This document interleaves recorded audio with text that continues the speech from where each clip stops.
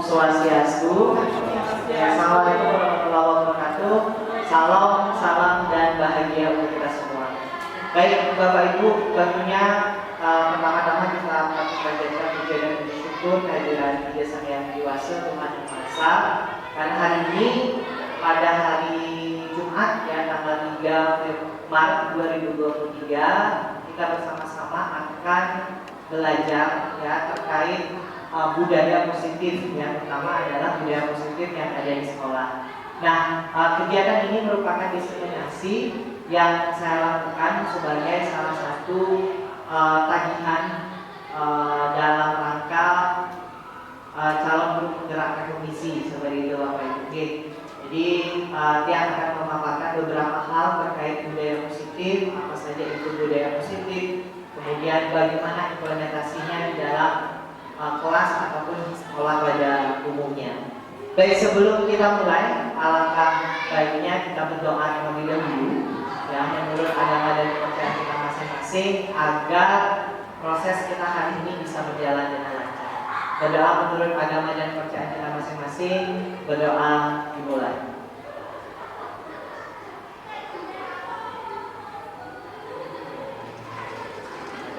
Berdoa dapat diakhiri. Baik Bapak Ibu, sebelum kita memulai, kita ada sedikit permainan dulu.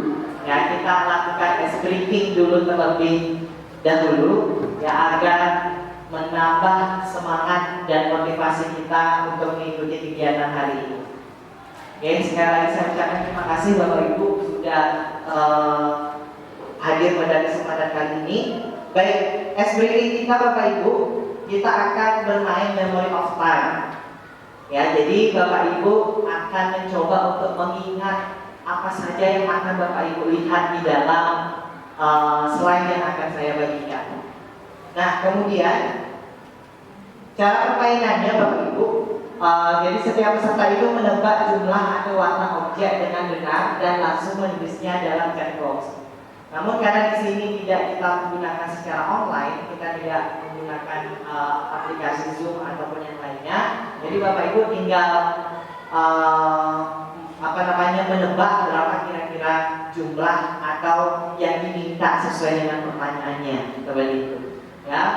Nah, setiap slide itu akan 10 detik. Setiap 10 detik dia itu akan hilang Bapak Ibu. Ya, setelah 10 detik hilang, setelah itu akan muncul pertanyaannya. Apa kira-kira jawaban dari pertanyaan tersebut? Oke, sudah siap semuanya? Siap. Oke, kita mulai dari soal yang pertama. Diperhatikan dulu gambarnya.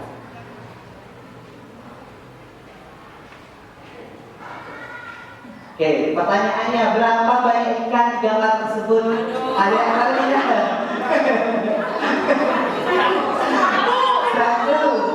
Satu, dua. Oke, ada yang lain? Kita lihat ya Bapak Ibu. Jawabannya adalah oke, dua. Ya. Oke, ada di atas dan ada di bawah. Oke, pertanyaan kita yang kedua. Silahkan diperhatikan dulu.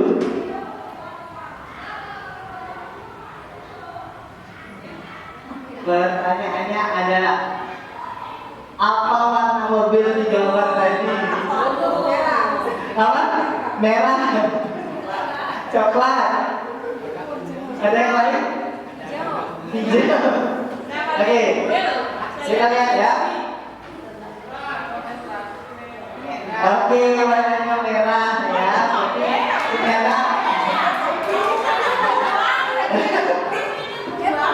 Mobil. Baju.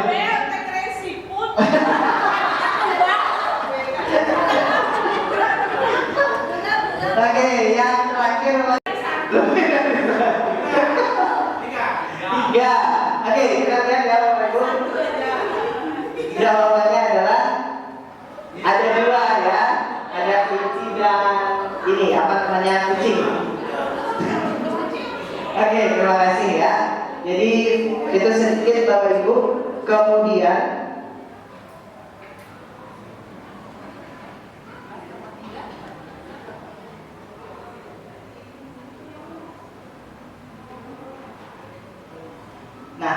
Dalam kegiatan hari ini Bapak Ibu, jadi kita ada beberapa hal yang perlu kita pahami dengan baik. Jadi yang pertama itu adalah kita perlu memahami apa sih harapan kita di dalam proses kita hari ini. Jadi ada beberapa harapan-harapan yang nantinya akan kita inginkan di dalam proses kita hari ini. Yang pertama itu adalah Bapak Ibu, tentunya saya minta untuk selalu membangun suasana yang positif dan kolaboratif. Ya, jadi sesuatu hal yang kita kerjakan secara positif, silakan ini sebagai pelajaran untuk kita bersama, tidak perlu Bapak Ibu membawa keluar. Ya, kalau jika ada hal-hal yang memang positif yang dapat Bapak Ibu bagikan, itu silakan Bapak Ibu bagikan keluar seperti itu. Nah, kemudian ini adalah kesepakatan kita, oke? Itu sebagai ciri dari Komisi SMK Kesehatan Bali Medika Denpasar. Nah, Bapak Ibu yang punya beberapa pertanyaan, ya, ada beberapa pertanyaan yang mungkin kira-kira atau pernah mendengar tidak budaya positif? Pernah? Pernah, ya. Jadi pasti pernah mendengar istilah budaya positif, ya. Jadi kan budaya itu kan budaya dengan positif itu digabungkan. Budaya itu adalah kebiasaan, kemudian positif adalah sesuatu hal yang membawa dampak baik terhadap sebuah perubahan seperti itu Bapak Ibu. Nah, kemudian nanti akan ada beberapa pertanyaan juga yang akan mengarahkan pada hal-hal yang akan kita pelajari pada kesempatan kita hari ini. Nah, ini adalah konsep kita di dalam proses kita hari ini Bapak Ibu. Jadi disiplin positif itu adalah pendekatan mendidik murid untuk melakukan kontrol diri dan pembesarkan bagaimana pendidikan antara dulu yang kita mungkin pada saat SD, SMP, dan SMA gitu pasti akan berbeda dengan yang sekarang. Jadi tidak boleh menyamakan antara bagaimana kita harus mendidik zaman dulu dan zaman sekarang. Kemudian ada namanya teori motivasi Bapak Ibu. Jadi bagaimana kita menghindari ketidaknyamanan, mendapatkan imbalan ataupun penghargaan dan menghargai diri sendiri dengan nilai yang dipercaya. Artinya seperti ini Bapak Ibu. Seseorang itu akan berhasil, itu kemungkinan akan ada dua motivasi. Ada yang berasal dari diri sendiri dan ada yang berasal dari orang lain atau dari luar. Nah, kira-kira untuk mencapai sebuah hasil yang lebih baik, mendingan motivasi dari dalam atau motivasi dari luar? Dari dua-duanya?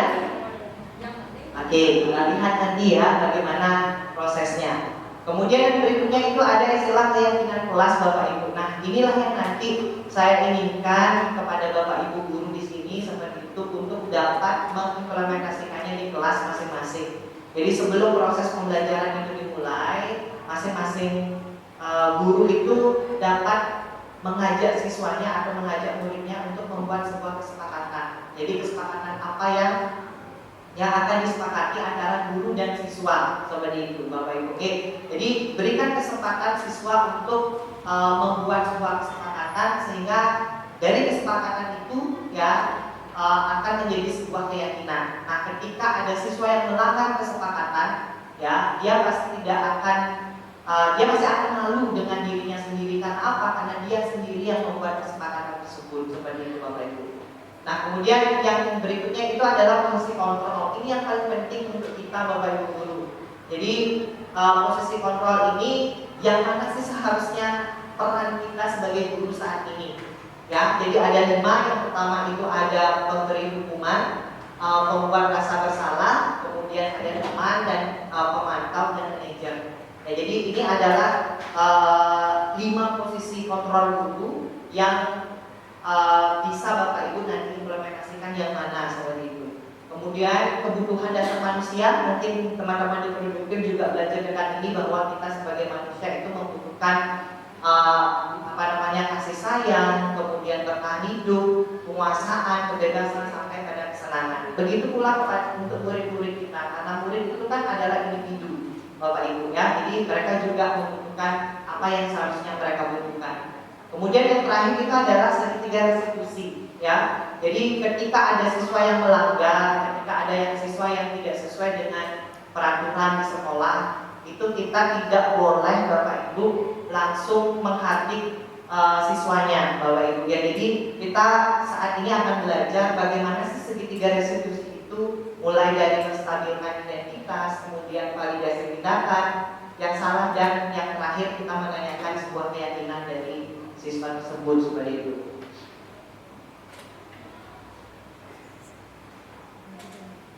Oke. Mendengar kata disiplin, yang paling pertama Bapak Ibu pikirkan itu apa? Aturan. Aturan, pasti aturan, pasti peraturan. Ya. Ya, jadi kalau kita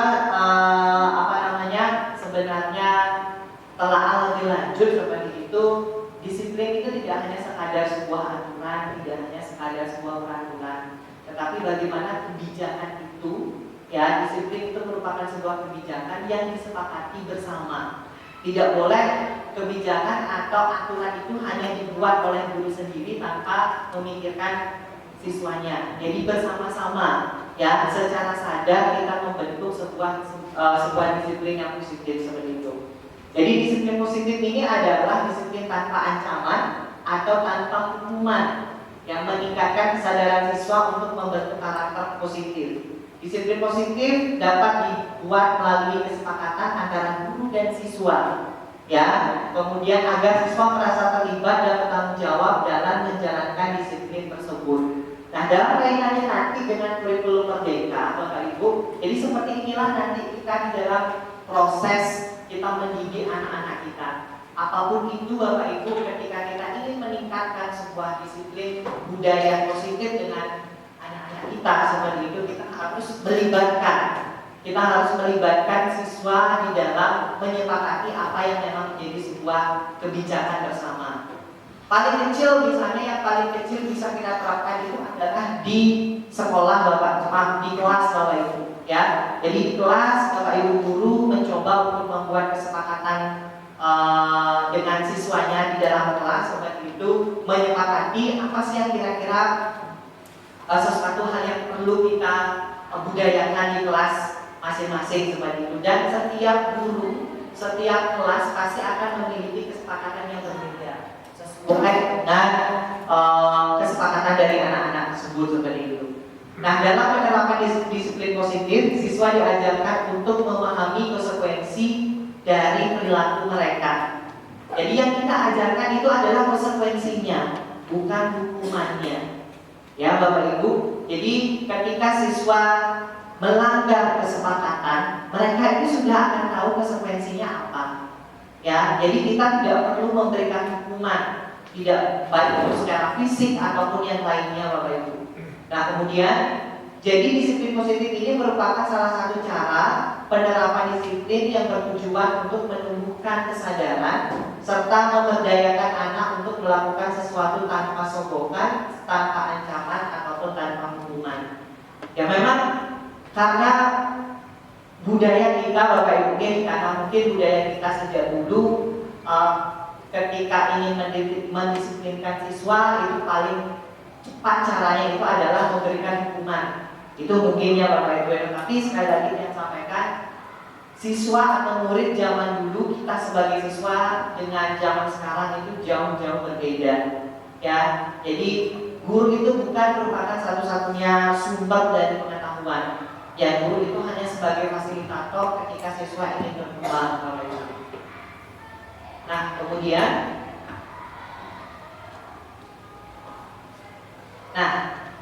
ketika kita ingin menerapkan disiplin, ya, disiplin positif, salah satu implementasi yang dapat kita lakukan itu adalah dengan membuat sebuah keyakinan kelas. Ya, sebentar akan dicontohkan seperti apa disiplin kelas tersebut seperti itu Bapak Ibu. Jadi sebuah keyakinan yang dibuat bersama semua anggota kelas, yaitu guru dan murid. Dengan adanya keyakinan kelas diharapkan dapat meningkatkan kedisiplinan murid, yakni disiplin diri yang muncul dari dalam diri atau yang sering disebut dengan motivasi intrinsik Bapak Ibu.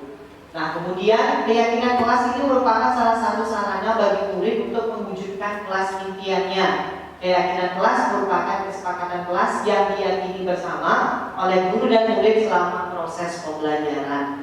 Nah, jadi ini sudah saya terapkan kemarin Bapak Ibu, seperti itu ada beberapa memang kesepakatan yang disepakati oleh siswa Bapak Ibu, oleh murid yang memang dari secara sadar mereka yang akan menyampaikan.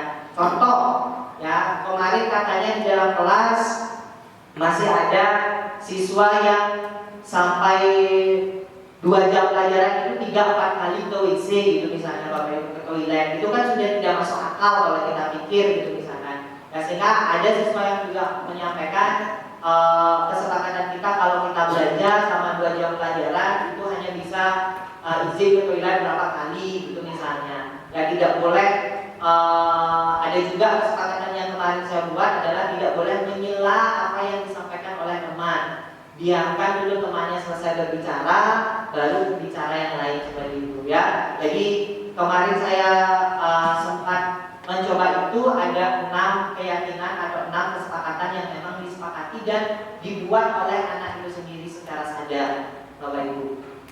Nah kemudian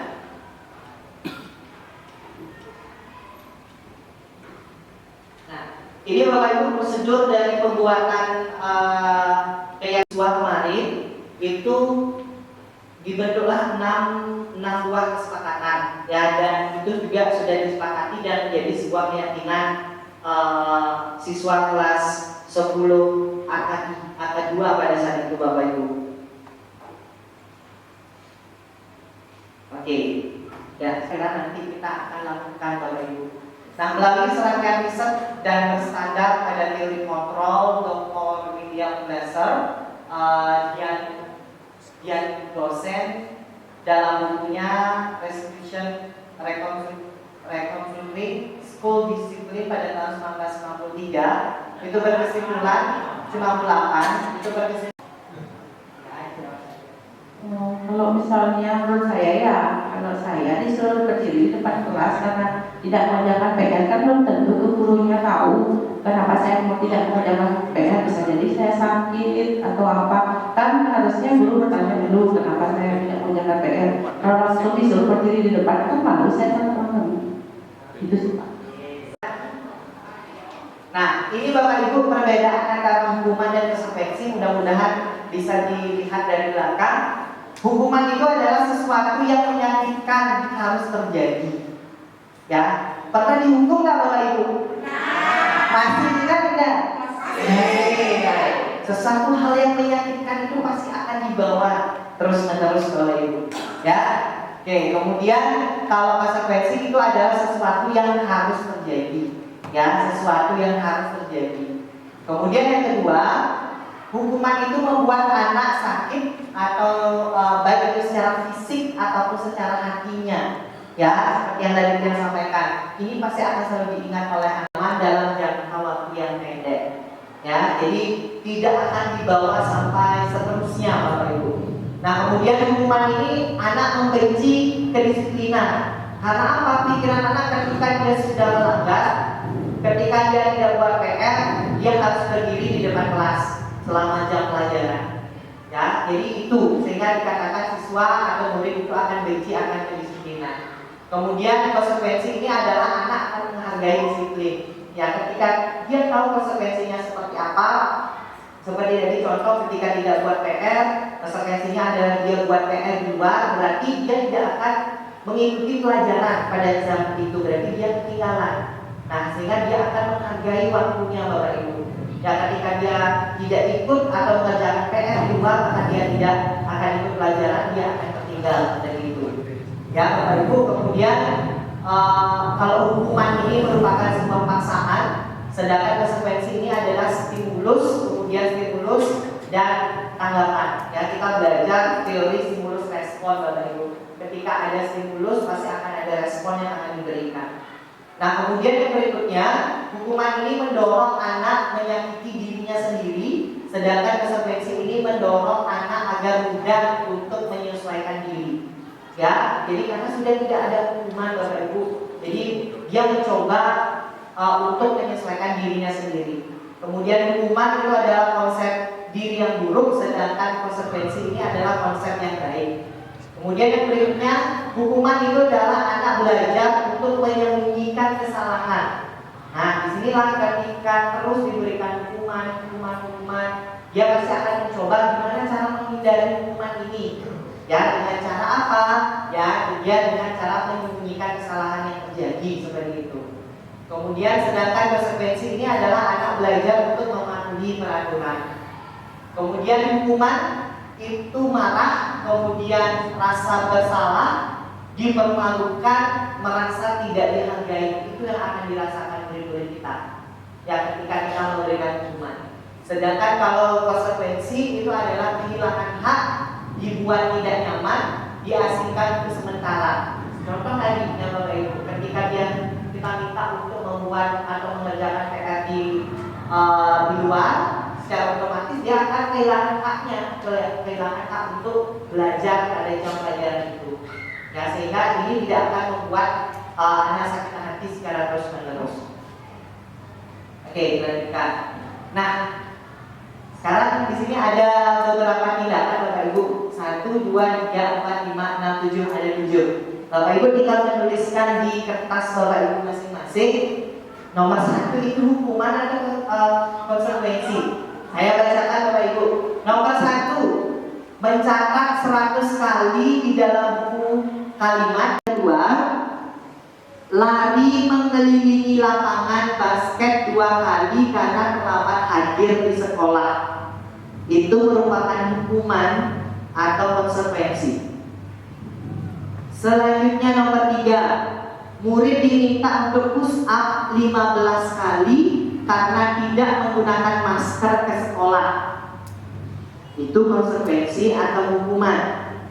Nomor 4, mengganti kertas tugas teman yang telah dicoret-coret. Kemudian yang kelima, membersihkan tumpahan air di meja tulis karena tersenggol pada saat jam belajar. Yang keenam, murid disuruh untuk mengenakan sepatu seharian di sekolah karena tidak mengenakan sepatu hitam. Oke, murid disuruh untuk tidak mengenakan harusnya ya, tidak mengenakan sepatu seharian di sekolah karena tidak menggunakan sepatu hitam. Dan yang terakhir, lari mengelilingi lapangan basket 2 kali karena terlambat 10 menit untuk pelajaran DJOK. Ada 7 ya. Nah, kira-kira yang mana disebut konsekuensi, yang mana disebut hukuman. Nah, sekarang akan muncul jawabannya. Silakan Bapak Ibu koreksi sendiri ya. Kira-kira berapa jawaban Bapak Ibu yang tepat. Oke, silakan dilanjutkan. Oke, ada yang benar tak? Semuanya. Nomor 1 itu hukuman, nomor 2 hukuman, nomor 3 hukuman, nomor 4 konsekuensi, nomor 5 konsekuensi, 6 hukuman, terakhir konsekuensi. Ada yang benar semua? Oke, benar ya, bertahan dulu ya. Ya, berarti sudah memahami yang mana disebut hukuman, yang mana disebut dengan konsekuensi. Ya, artinya sekali lagi hukuman itu tidak ada paksaan Bapak Ibu. Ya, contoh saja ya, membersihkan tumpahan air itu dia sudah konsekuensi ketika dia menumpahkan air, dia harus bertanggung jawab untuk membersihkannya. Seperti itu Bapak Ibu, tanpa ada paksaan. Oke, selanjutnya bersalah, apakah sebagai teman atau pemantau atau bahkan sebagai manajer, seperti itu Bapak Ibu. Oke, dilanjutkan. Oke. Nah, penghukum Bapak Ibu. Nah, seorang penghukum bisa menggunakan hukuman fisik maupun verbal. Orang-orang yang menjalankan posisi penghukum senantiasa mengatakan bahwa sekolah memerlukan sistem atau alat yang dapat lebih menekan murid-murid lebih dalam lagi. Contoh kata-katanya Bapak Ibu, patuhi aturan saya atau awas. Ya, jadi ada ancaman di sana. Kemudian berikutnya, kamu selalu saja salah. Apa-apa kamu salah. Ya. Kemudian yang berikutnya, selalu, pasti, selalu akan berakhir seperti ini. Nah, kata-kata itu Bapak Ibu yang kita lontarkan ke siswa, seperti itu. Ini merupakan salah satu atau bentuk dari fungsi kita kontrolnya itu baru hanya sebagai pendukung saja, Bapak Ibu. Ya, jadi guru seperti ini senantiasa percaya hanya ada satu cara pembelajaran yang bisa berhasil, yaitu caranya dia sendiri. Bagaimana caranya agar anak berhasil, agar anak tidak lagi melanggar aturan itu hanya dengan hukuman-hukuman yang diberikan seperti itu, dengan kata-kata yang tadi. Itu contohnya, Bapak Ibu. Oke. Selanjutnya,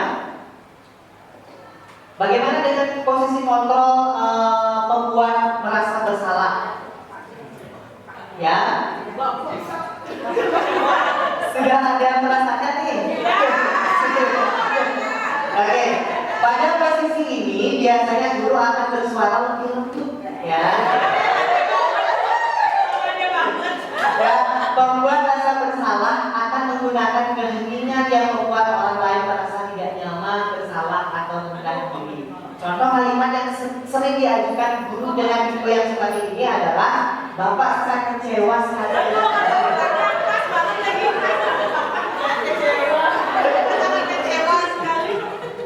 Oke, berapa kali Bapak harus memberitahu kamu? Gimana coba kalau orang tua kamu tahu kamu berbuat seperti ini? Ya, oke. Di posisi ini murid akan memiliki penilaian diri yang buruk tentang diri atau mereka. Seperti itu, murid merasa tidak berharga dan telah mengecewakan orang-orang yang disayanginya.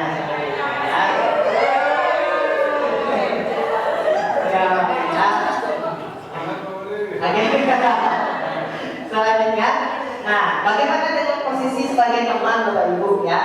Nah, guru pada posisi ini akan tidak akan menyakiti muridnya, namun akan tetap berupaya mengontrol murid melalui persuasi, ya. Jadi persuasi itu adalah pengaruh, Bapak Ibu, ya. Jadi memengaruhi. Nah, posisi teman pada guru bisa negatif, bisa juga positif, Bapak Ibu. Positif di sini berupa hubungan yang baik yang terjalin antara guru dan murid.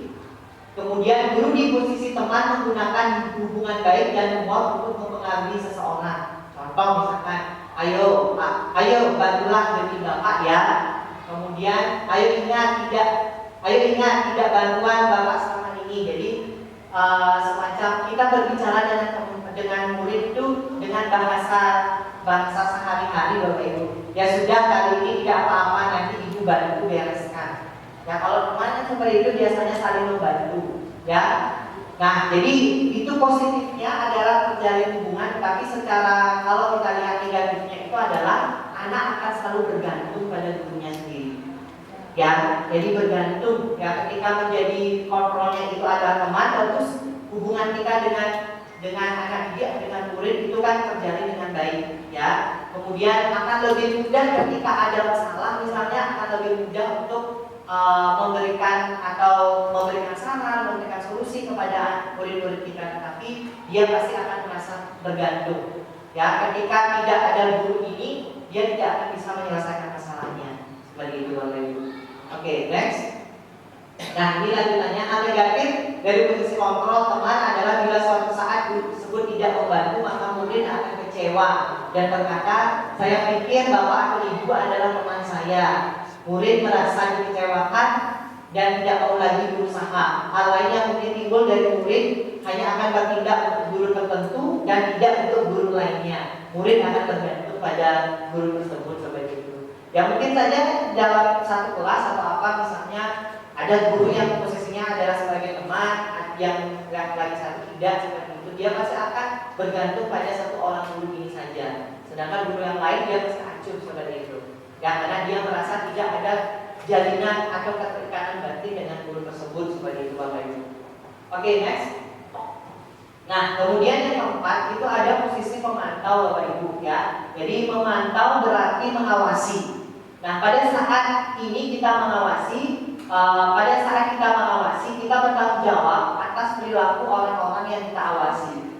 Posisi pemantau berdasarkan pada peraturan-peraturan dan konsekuensi. Dengan menggunakan sanksi atau konsekuensi, kita kita dapat memisahkan hubungan pribadi kita dengan murid sebagai seorang yang menjalankan posisi pemantau. Nah, contoh kalimat yang biasa muncul Bapak Ibu, peraturannya apa?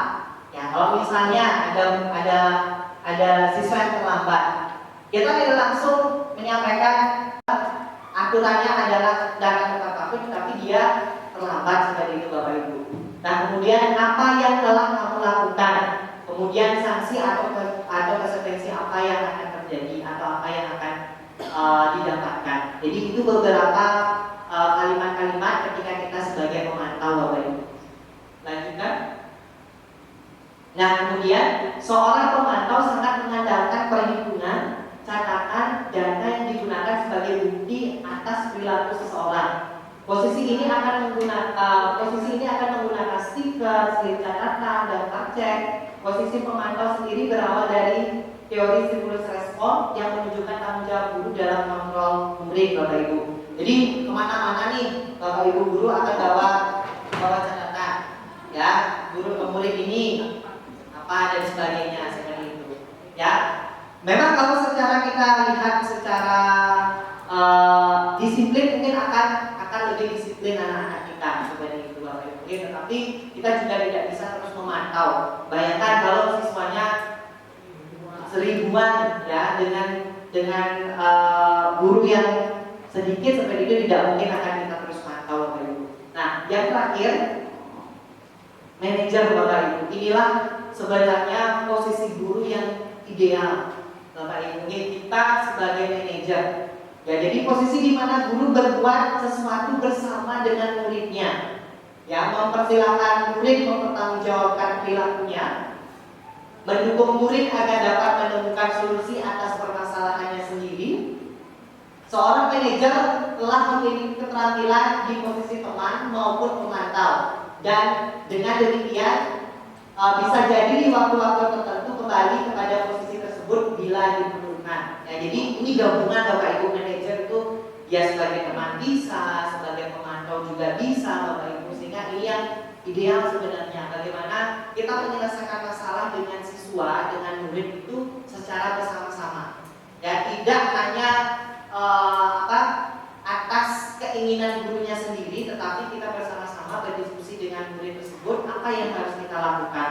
Ya, sehingga anak juga tidak akan merasa bersalah, anak tidak akan sakit hati terhadap apa yang memang kita sampaikan. Nah, namun bila kita menginginkan murid-murid kita menjadi manusia yang merdeka, mandiri dan bertanggung jawab, maka kita perlu mengacu kepada institusi yang dapat menjadikan murid kita seorang manajer bagi dirinya sendiri. Di manajer, murid diajak untuk menganalisis kebutuhan dirinya maupun kebutuhan orang lain.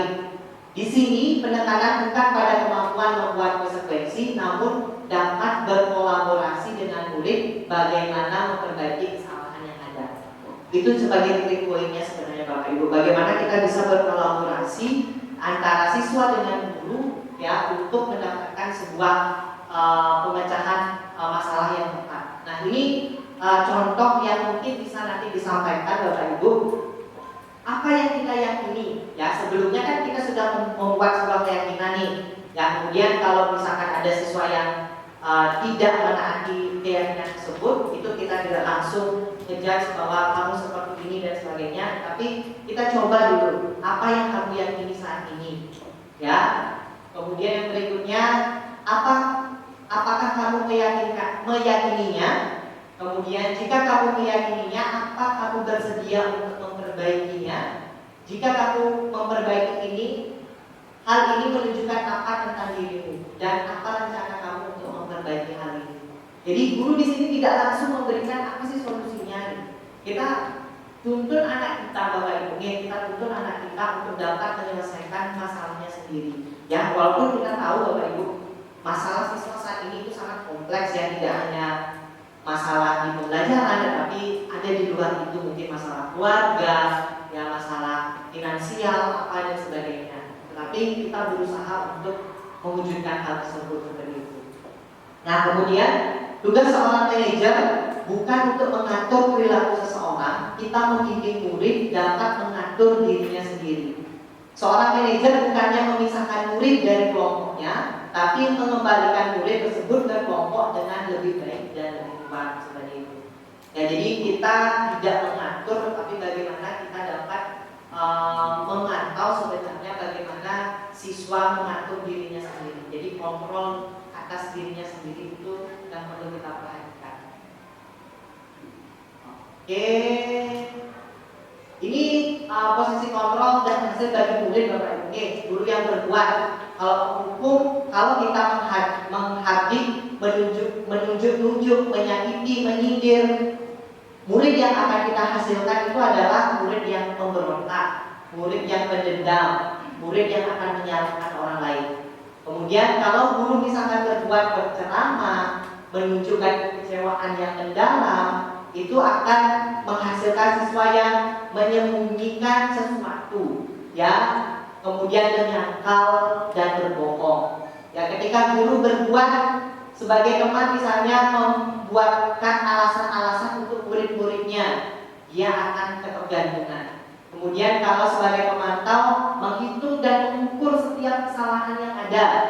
Ya Bapak Ibu, hasilnya itu adalah siswa akan beradaptasi atau menyelesaikan diri itu dengan waktu yang cukup lama. Dan apabila tidak diawasi, dia pasti akan berbuat salah lagi seperti itu Bapak Ibu. Nah kemudian kalau kita sebagai manajer, jadi kita mengajukan pertanyaan-pertanyaan saja ke siswanya, kemudian hasilnya itu adalah kita dapat menguatkan karakter atau watak dari siswanya seperti itu. Oke. Siapa boleh? 2 orang ke depan. Siapa? Ayo, kalian, ayo boleh, kalian. Kalian yang pilih siapa boleh?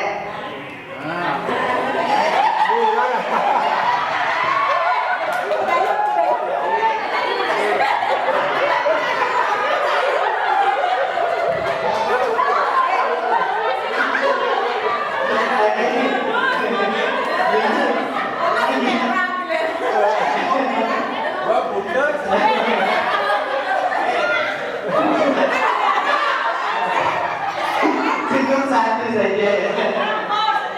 Oke, Pak lihat kamu udah di sini. Pak lihat sebelah sana udah di sini. Nah, udah yuk.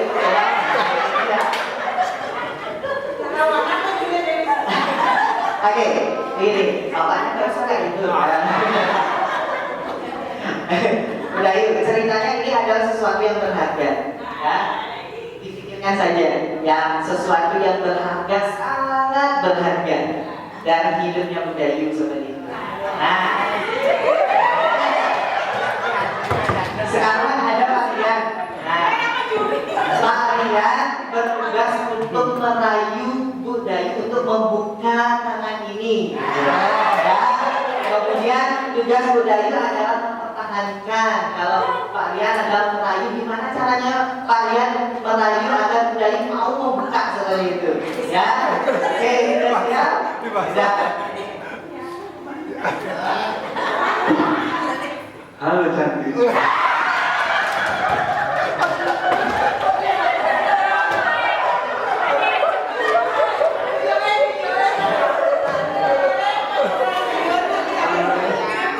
Dari apa sih ini? Iya.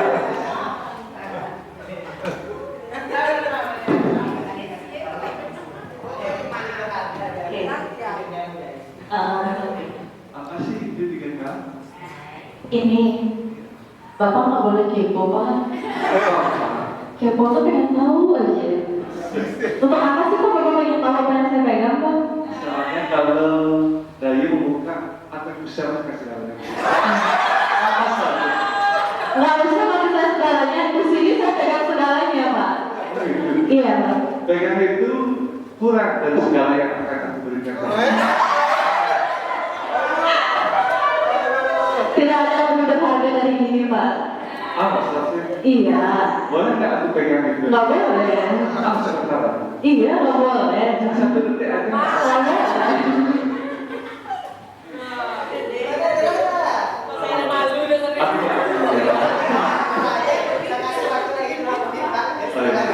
Kalau kamu nggak mau menyerahkan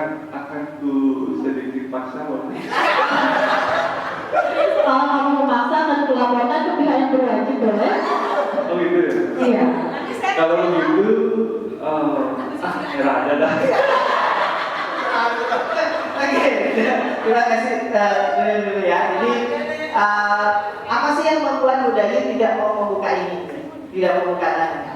Karena yang mau dikasih itu belum jelas Kak. Berikan segalanya itu apa? Oh, harusnya mesti tahu.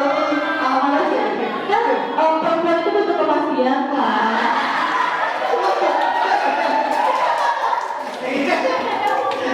Oke, siap, terima kasih Budayu, terima kasih Pak Rian ya.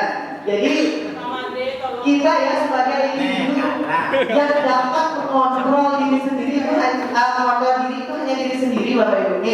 Jadi sama halnya dengan murid ya, kita tidak akan bisa keras dengan murid, kita tidak akan bisa menghukum berapa kali murid kita. Ya karena apa? Ya karena yang menjadi kontrol terhadap diri itu adalah diri sendiri. Yang murid ingin melakukan apa? Dia kita hanya sebagai istilahnya manajer tadi seperti itu Bapak Ibu ya. Jadi kita akan memberikan apa sih konsekuensinya dan sebagainya. Kita saling bertukar pikiran dengan anak didik kita seperti itu.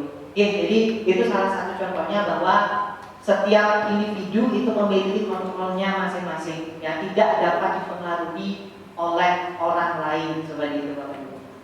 Oke, yang terakhir ya, jadi ini yang patut kita terapkan Bapak Ibu ya, ketika kita nanti melihat misalkan ada siswa yang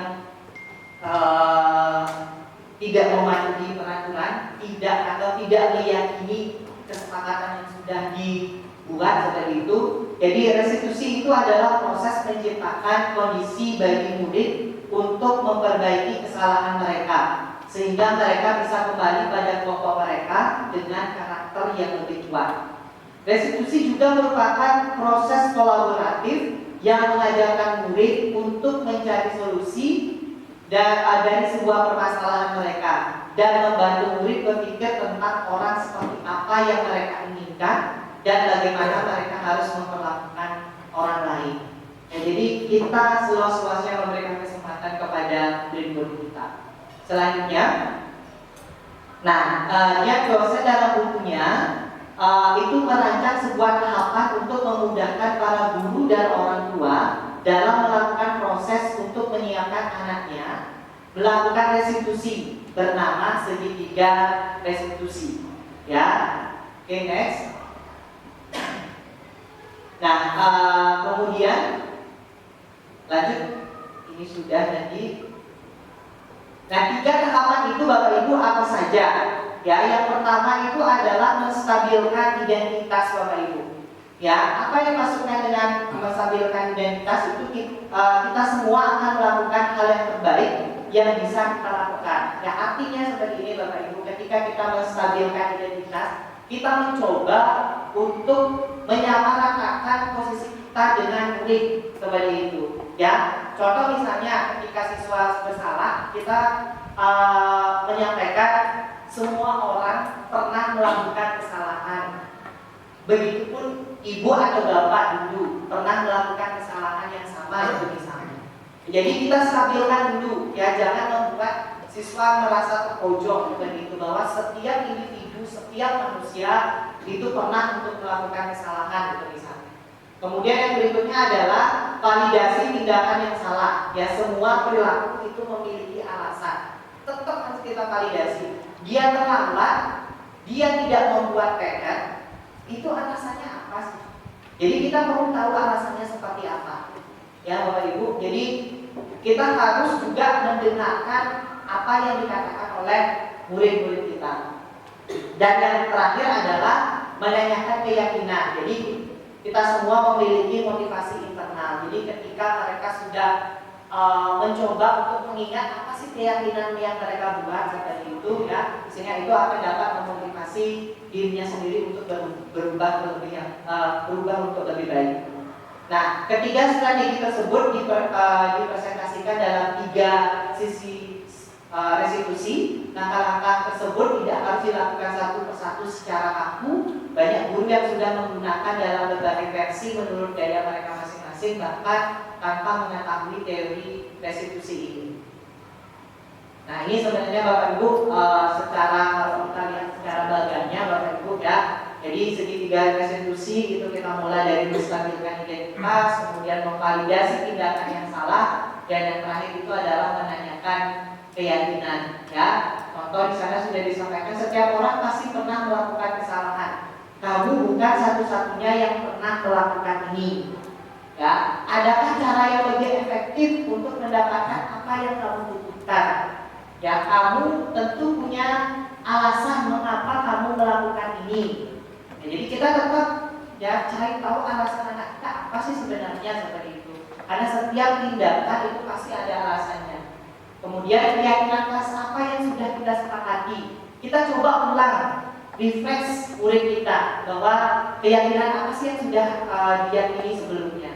Apakah kamu ingin menjadi orang yang seperti apa gitu. Jadi tanyakan juga kepada siswanya atau muridnya. Dilanjutkan. Oke, ini kita lanjut saja. Tidak perlu. Ini ya Bapak Ibu sebenarnya urutan-urutannya. Dan nanti yang akan sampaikan di grup saja Bapak Ibu seperti itu. Selanjutnya, nah ini contoh penerapan segitiga restitusi di sekolah. Ya, tidak menyarankan guru berbicara kepada murid bahwa melanggar aturan adalah sikap yang baik. Tapi dalam restitusi guru harus memahami alasannya dan paham bahwa setiap orang pasti akan melakukan yang terbaik dalam waktu tertentu. Nah, sebuah pelanggaran aturan seringkali memenuhi kebutuhan anak akan penguasaan atau power, walaupun seringkali bertabrakan dengan kebutuhan yang lain, yaitu kebutuhan akan kasih sayang dan rasa diterima atau love and apa tuh? Belonging ya. Kalau kita tolak anak yang sedang berbuat salah, dia akan tetap menjadi bagian dari masalah. Namun bila kita memahami alasannya melakukan sesuatu, maka yang dilakukannya itulah yang dipahami seperti itu Bapak Ibu ya. Pada intinya ketika kita melakukan sebuah praktis segitiga restitusi, walaupun kita menyampaikan di awal bahwa setiap orang pernah melakukan kesalahan, itu bukan berarti itu kita mengiyakan sebuah pelanggaran aturan seperti itu. Kita bukan mengiyakan, tetapi kita mencoba untuk menggali apa sih sebenarnya alasan dari anak tersebut seperti itu. Ya, ketika dia mau berbagi terkait apa yang menjadi alasannya, kemudian dia bisa menyampaikan kira-kira apa yang belum dia yakini sehingga melanggar dan sebagainya, itu secara tidak langsung pasti akan mengajari siswanya atau muridnya untuk bertanggung jawab lebih seperti itu Bapak Ibu. Oke, baik, itu yang dapat saya sampaikan ya sedikit terkait budaya positif, dan tentunya sebenarnya ini tidak akan bisa kita lakukan begitu cepat Bapak Ibu. Tentu ada proses yang harus kita lalui bersama ya, sehingga tujuan kita ingin membimbing murid tidak hanya sekadar meningkatkan kecerdasan, kepintaran, pengetahuan, tetapi bagaimana kita juga membimbing secara karakter dan watak dari anak-anak kita seperti itu Bapak Ibu. Oke, baik, itu saja yang dapat saya sampaikan. Sekarang kita akan buka sesi tanya jawab dulu. Mungkin 2 orang penanya karena waktu juga tidak memungkinkan seperti itu. Saya silakan kepada Bapak Ibu, misalkan ada hal yang ingin Bapak Ibu ceritakan atau Bapak Ibu ingin curhatkan, ayo kita bersama-sama untuk berbagi di sini ya, sehingga nanti kita akan bisa mencari solusinya bersama-sama seperti itu. Materi-materi yang perlu kita pahami, seharusnya kita punya gambaran, punya dasar, punya ya paling tidak literasinya. Nah, dalam hal ini untuk materi-materi ini supaya saya bisa pelajari, bisa pahami lebih lanjut, materi itu perlu saya minta juga, baik lewat Zoom, lewat WA Group atau di mana saja. Itu aja yang saya, sehingga saya nanti bisa mempelajari, oh ini yang saya harus lakukan pada kegiatan di kelas untuk kurikulum merdeka. Itu aja Pak. Siap, terima kasih Bapak. Oke, pertanyaan yang kedua. Saya punya 2 pertanyaan Pak. Ya, yang pertama di situ tadi menjelaskan tentang bagaimana ketika siswa itu tidak membuat PR. Di situ dijelaskan apabila tidak membuat PR yang termasuk hukuman adalah berdiri di depan. Saya pun setuju berdiri di depan itu tidak membawa dampak pada siswa, sedangkan malah mendapatkan malu ya. PR tidak dibuat, malunya dapat jadinya. Jadi itu termasuk hukuman.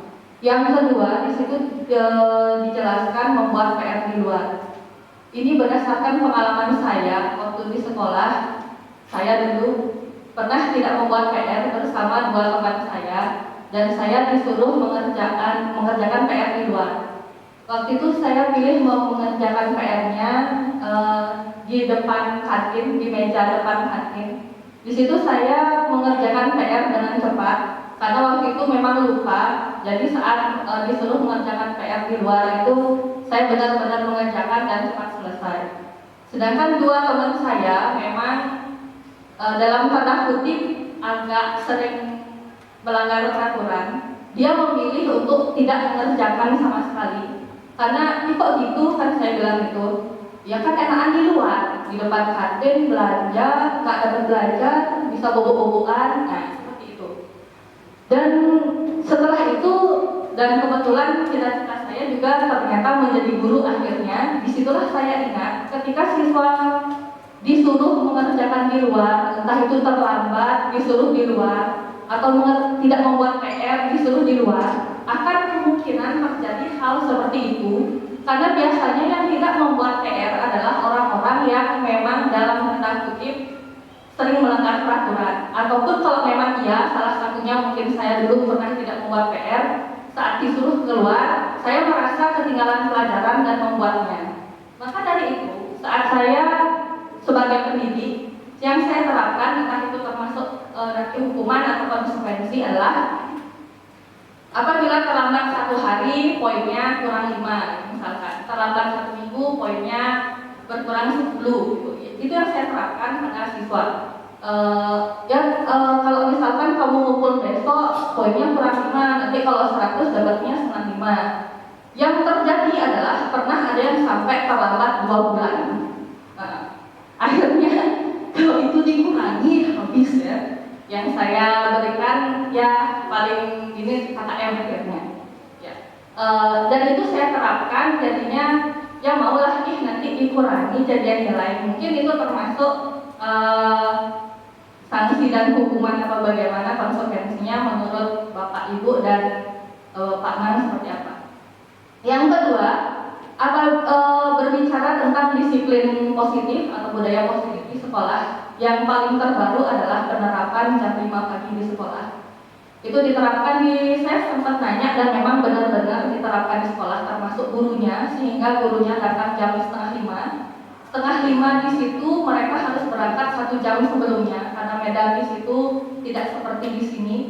Saat berangkat jam setengah 4, berarti dia memang sudah bangun jam 3-an, bahkan ada yang kurang apabila dia harus memasak dulu untuk anaknya, mungkin jam 2 dan lain sebagainya. Yang saya lihat di bawahnya itu komen-komenan netizen mengatakan, wih jam 5 aja lebih sekali, aku di pesantren gini, aku di sekolah gini gitu. Mereka seperti terlihat adu nasib dibandingkan bagaimana melihat kebijakan baru tersebut. Nah, melihat bagaimana komentar itu, saya lihat kalau misalkan di pesantren itu siswa-siswanya memang tinggal di sana. Apabila bangun diminta jam 4 untuk langsung mungkin berwudu dan lain sebagainya, di situ dia tidak ada bagaimana nanti di perjalanan bagaimana sebelum di perjalanan, karena di situ bangun jam 4 dia memang tinggal di situ. Tidak ada memikirkan bahaya di perjalanan, siapa yang mengantar dan lain sebagainya. Itu pun bangunnya itu untuk sholat, untuk kebaikannya dia juga kan. Bagaimana dengan yang diantar ke sekolah, bagaimana dengan medannya, bahaya di sekolah, termasuk juga kesehatan, karena termasuk di jam tidur. Nah, menurut Bapak itu apakah termasuk disiplin yang positif yang jam 5 itu, di mana anak-anak harus mungkin bangun jam 2 atau jam 3, bahkan yang mungkin tidak sholat pun harus bangun jam segitu, itu juga berdampak pada orang tuanya mungkin dan lain sebagainya. Bagaimana yang kedua tersebut, masalah disiplin positif jam 5 pagi. Baik, terima kasih. Baik, terima Terima kasih Bu Zeni. Sebenarnya cukup banyak Bapak, jadi ada 56 kalau tidak salah 56 slide yang saya buat. Kemudian memang banyak hal yang dibahas yang pada akhirnya Bapak Ibu ketika kita ingin menerapkan budaya positif, kemudian ingin meningkatkan disiplin positif, inilah tujuan dari segala tujuan Bapak Ibu. Dan bagaimana kita mewujudkan profil pelajar Pancasila Bapak Ibu. Yang pertama beriman, bertakwa kepada Tuhan Yang Maha Esa, berakhlak mulia, mandiri, bertaraf kritis, kebinekaan global, bergotong royong dan kreatif. Ya, jadi inilah yang menjadi titik puncak di dalam semua mungkin item-item yang sudah dijelaskan tadi dan amanat dari kurikulum Merdeka tersebut seperti itu. Oke, jadi itu nanti akan yang share seperti itu. Nah, terkait apa tadi Bu Zeni pengalamannya seperti itu ya. Menurut Bapak Ibu nih, apa yang tadi diceritakan yang pertama nih ya, kasus yang pertama. Karena ketika siswa disuruh untuk membuat apa PR-nya di luar, itu mungkin terkesan yang tidak memang tidak ingin membuat, terkesan dia malah senang gitu dikasih peluang seperti itu ya. Sedangkan kalau dulu Bu Zeni mungkin merasa istilahnya kalau tidak punya PR harus dikerjakan karena takut ketinggalan kan seperti itu ya. Nah kemudian tapi sekarang yang diterapkan oleh Bu Zeni itu tidak seperti itu ya, ada pengurangan poin ya, pengurangan poin, tetapi yang jadi masalah adalah ternyata ada siswa yang sampai 2 bulan nih tidak mengerjakan tugasnya ya, sehingga Bu Zeni punya kebijakan tak mungkin kan mengurangi semuanya seperti itu, kalau semuanya bisa minus mungkin dan sebagainya, sehingga diberikanlah KKM dan sebagainya. Nah, menurut Bapak Ibu nih, saya kembalikan dulu ke Bapak Ibu. Kira-kira yang dilakukan Bu Zeni ini itu dia dari 5 posisi kontrol, menghukum, membuat rasa bersalah, kemudian teman, pemantau dan manajer, itu tatarannya baru sampai mana nih kira-kira Bapak Ibu? Apa? Pemantau, kenapa seperti itu? Bisa ada ininya? Mikrofon? Ya, Bu Ima. Kira-kira kenapa pemantau, Bu Ima? Menurut saya itu pemantau. Kenapa pemantau? Karena itu terstruktur maksudnya. Jadi ada kesepakatan sebelumnya dengan siswa. Apabila misalnya gini, hari ini saya kasih tugas tentang enzim, minggu depan dikumpulnya itu kesepakatan kalian maunya pakai kertas lempiran atau bagaimana. Nah, dari sana kan sudah ada kesepakatan dengan siswa-siswa mau minta pakai kertas lempiran. Dikumpulnya minggu depan kira-kira bisa atau tidak? Bisa. Kalau siswanya bilang bisa, berarti kan sudah ada kesepakatan dengan siswa. Nah, di sana kita bisa sampaikan poin-poin pengurangan dan lain sebagainya. Menurut saya itu dipantau. Itu Pak Mas. Oke, baik, terima kasih. Pertanyaan selanjutnya, salah tidak Bu Zeni melakukan hal tersebut? Menurut Bapak Ibu, salah tidak? Salah atau tidak? Tidak, ya. Karena apa? Ya karena Bu Zeni di sini belajar dari pengalaman, seperti itu ya. Pengalamannya sudah didapatkan Bu Zeni, sehingga Bu Zeni mencoba untuk melakukan treatment itu seperti itu ya kepada siswanya. Yang walaupun memang secara kalau kita lihat posisi kontrolnya itu belum sebagai manajer, tetapi itulah cara yang dapat digunakan. Nah, sekarang apakah itu merupakan sebuah hukuman atau konsekuensi menurut Bapak Ibu? Kira-kira menurut Bapak Ibu itu hukuman atau konsekuensi? Apakah sebelumnya sudah ada kesepakatan dengan anak-anaknya? Pakai mikrofon. Misalkan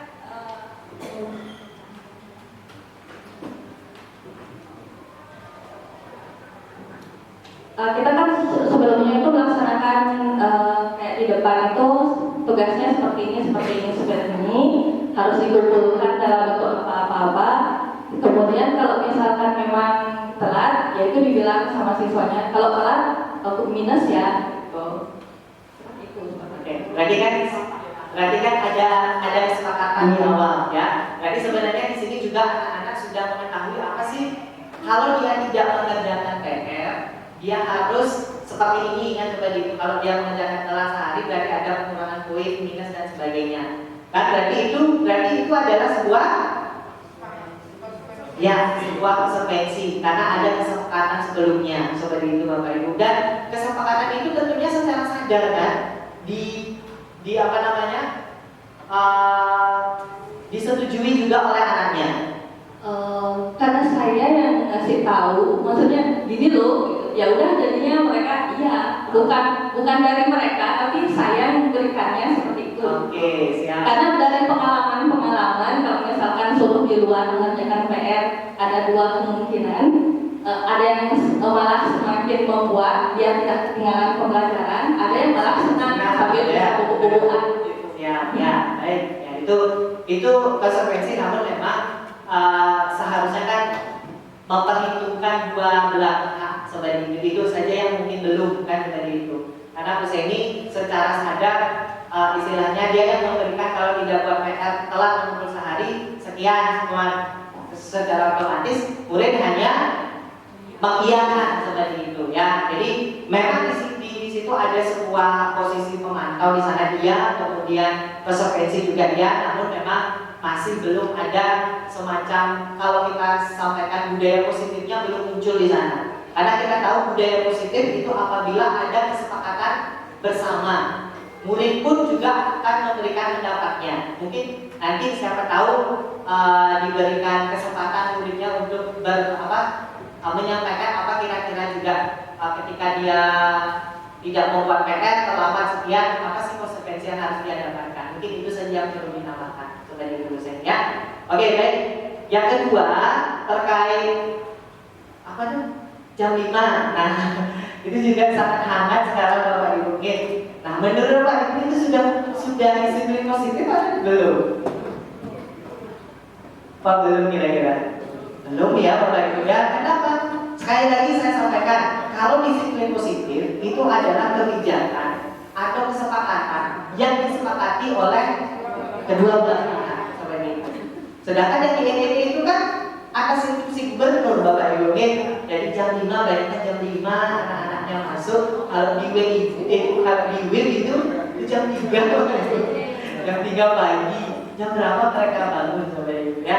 Jadi pagi lebih disiplin murid-muridnya seperti itu. Saya juga tidak tahu yang mana. Yang mudah-mudahan ini cepat selesai ya. Sekarang sudah tidak jam 5 lagi Bapak Ibu ya. Sudah menjadi jam 5.30 Bapak Ibu. Jadi 5:30 terakhir ini saya baca seperti itu ya. Jadi 5:30. Ya mudah-mudahan para pemimpin di Bali juga tidak berpikir seperti itu Bapak Ibu ya. Beda halnya kalau Finlandia, Bapak Ibu, kalau Finlandia itu dia malah bagaimana caranya lebih singkat waktu belajar mereka. Mereka tuh belajar hanya 5 jam maksimal. Mulai jam 9 pagi mereka cuma 5 jam saja belajarnya seperti itu. Dan terbukti di sana pendidikannya bagus seperti itu Bapak Ibu. Nah sekarang di NTT kita tidak tahu juga, kita menunggu bagaimana kebijakannya seperti itu Bapak Ibu. Oke, demikian ya yang dapat saya sampaikan terkait diseminasi dari budaya positif, disiplin positif, dan mudah-mudahan Bapak Ibu kita bisa mewujudkan apa yang memang menjadi harapan kita bersama Bapak Ibu ya. Kita bisa membimbing siswa tidak hanya sekadar membimbing secara pengetahuan, tetapi membimbing sikapnya, membimbing karakternya, wataknya ya, dengan cara mengimplementasikan apa yang sudah kita dapatkan, baik itu 5 posisi kontrol, kemudian baik itu segitiga restitusi dan sebagainya. Oke, Bapak Ibu, demikian sekali lagi saya ucapkan terima kasih ya atas waktu dan kesempatan yang diberikan untuk hari ini, dan mudah-mudahan ini bisa bermanfaat untuk kita semua Bapak Ibu. Oke, karena tadi saya buka dengan doa, jadi yang juga tutup dengan doa Bapak Ibu. Oke, jadi kita mari berdoa menurut agama dan kepercayaan masing-masing karena sudah diberi kelancaran dalam proses kita hari ini. Berdoa menurut kepercayaan masing-masing, berdoa disilakan.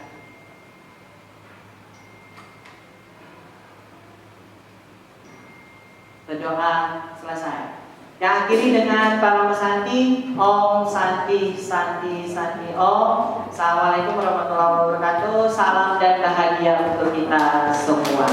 Terima kasih Bapak Ibu.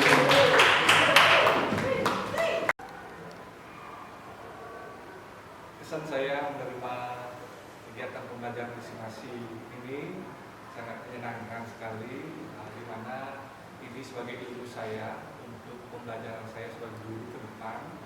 Mudah-mudahan apa yang nanti saya dapatkan hari ini bisa saya aplikasikan sama anak-anak. Seru sekali, saya sangat senang, bahagia sekali.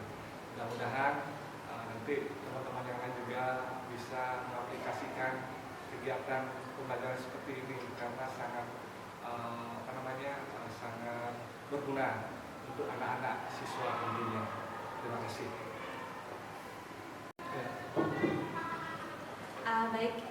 Kesan saya mengikuti kegiatan hari ini tentunya saya senang sekali. Sebelumnya saya ucapkan terima kasih kepada Pak Oma yang sudah membagikan materi yang hari ini dibagikan kepada kami semua sebagai guru di SMK Kesehatan Bali Medika Denpasar. Jadi dari materi hari yang disampaikan hari ini, kami guru-guru di sini jadi belajar merefleksi diri apakah kami sebagai guru yang seperti apa, entah sebagai guru yang memberi hukuman atau guru yang bisa menjadi sebagai manajer dan yang lain-lain.